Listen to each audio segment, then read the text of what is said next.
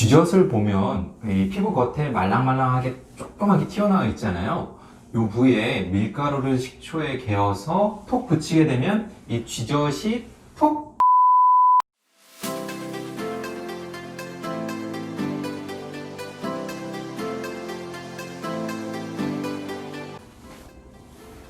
안녕하세요. 피부과 전문의 문정현 원장입니다. 최근 유튜브 영상에서 밀가루와 식초를 가지고 쥐젖 혹은 점이나 검버섯들을 제거할 수 있다고 하면서 저에게 많은 문의를 주시곤 하시는데요. 그에 오늘 급하게 쥐젖에 관한 영상을 찍어보게 되었습니다.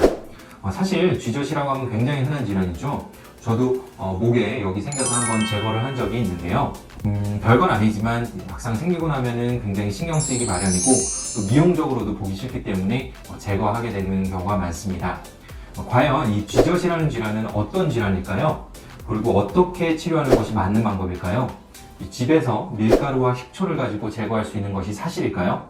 오늘 이에 관해서 한번 자세하게 얘기를 해보도록 하겠습니다. 자, 그럼 가시죠.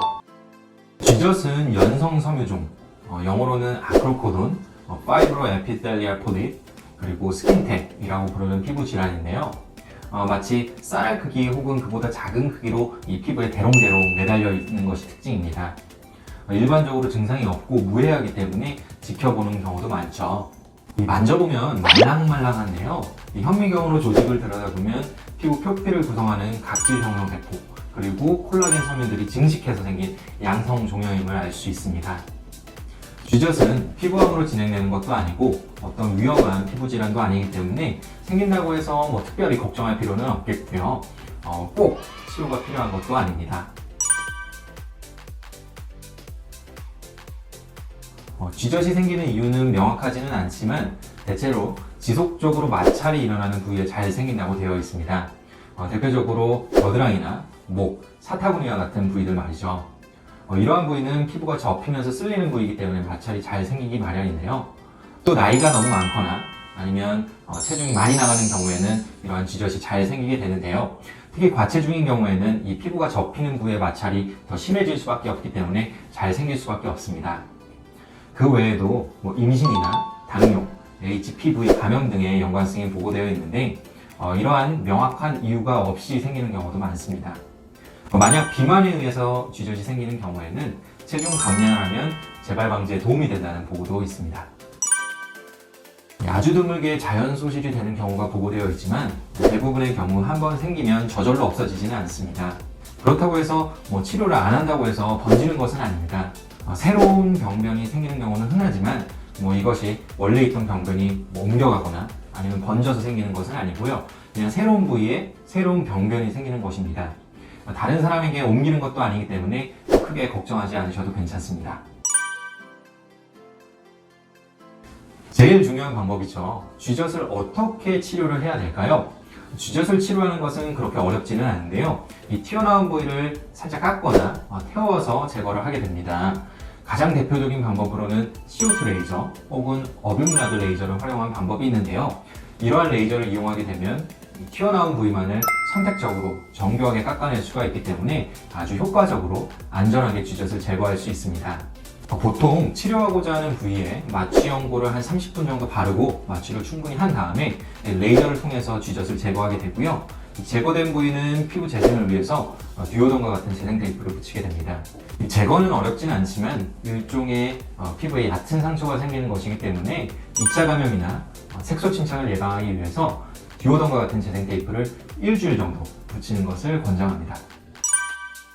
여러 유튜브 영상에서 병원에 가지 않고도 집에서 밀가루나 식초를 이용해서 쥐젖이나 점, 검버섯 등을 제거할 수 있다고 얘기를 하고 있는데요. 쉽게 말하자면 이 산을 이용해서 피부를 녹여서 해당 병변들을 치료하겠다는 것이죠. 결론부터 말씀드리자면 절대 그렇게 해서는 안 됩니다. 여기에는 아주 심각한 문제가 있습니다. 자, 쥐젖을 올바르고 효과적으로 제거하기 위해서는 이 튀어나온 부위만을 아주 정교하고 선택적으로 제거를 해야 되는데요. 집에서 밀가루와 식초를 이용한 방법으로는 이러한 정교한 제거가 어렵습니다. 오히려 자칫 잘못하면 이 주변 조직에 손상을 야기해서 2차 감염이나 색소 침착, 그리고 더 나아가서 깊은 흉터까지 만들어버릴 수가 있죠. 즉, 이런 화학물질에 의한 화상이 생길 수 있다는 말인데요. 실제로 이렇게 집에서 민간요법으로 점이나 쥐젖을 제거하고 나서 깊은 흉터가 생겨서 병원에 오시는 경우를 종종 접하곤 합니다. 얕은 흉터라면 어느 정도 치료하면 좋아질 수 있겠지만 이제 깊은 흉터인 경우에는 치료도 길어지고 또 치료한다고 해도 어느 정도 후유증을 남기는 경우도 있기 때문에 반드시 주의하셔야겠습니다. 쥐젖 제거를 만만하게 보고 집에서 밀가루와 식초로 없애려다가 더 큰 문제를 유발할 수 있다는 점 반드시 명심하시고요. 쥐젖을 제거하고자 한다면 반드시 피부과에 내원하셔서 레이저를 통해 제거하는 것을 추천을 드립니다. 자, 오늘은 쥐젖이 무엇인지 그리고 쥐젖을 어떻게 치료해야 되는지에 대해서 한번 알아보았는데요. 비용을 아끼겠다고 혹은 병원에 가기 귀찮다고 집에서 쥐젖을 없애다 보면 혹을 때려다가 오히려 더 큰 혹을 붙이게 되는 결과를 낳을 수 있습니다. 또 제가 영상에서 자세히 말씀드리진 않았지만 쥐젖과 유사하게 생긴 다른 피부 질환들을 구분해내야 하는데요.